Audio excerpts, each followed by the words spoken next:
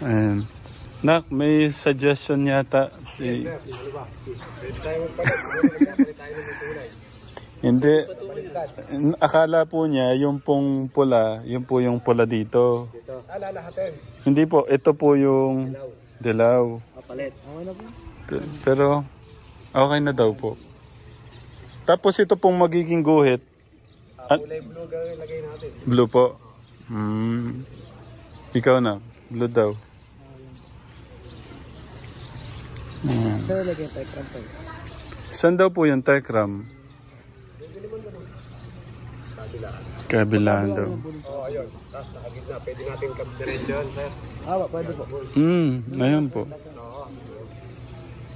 Nakasentro naman siya. Yeah. Yan, shoutout po kayo kay Kuya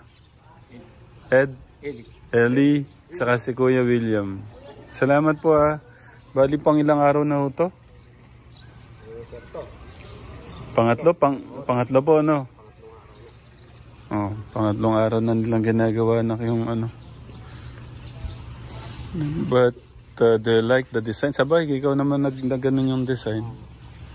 Pero yung original design po nito ka Tekram, black lahat.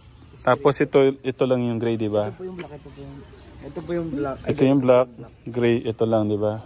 White po yung line. Kaso sabi ko masyadong dark siya. Masyadong dark, kaya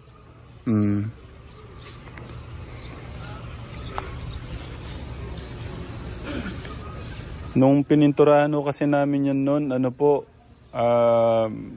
parang sobrang init. Kaya yung iba biglang ulan, tas nabakbak po siya. Rubber din siya, rubber din yung ginamit. Hindi po. Ito, rubber pala to. Pang talaga siya. Basketball pa. Thank you, Kuya.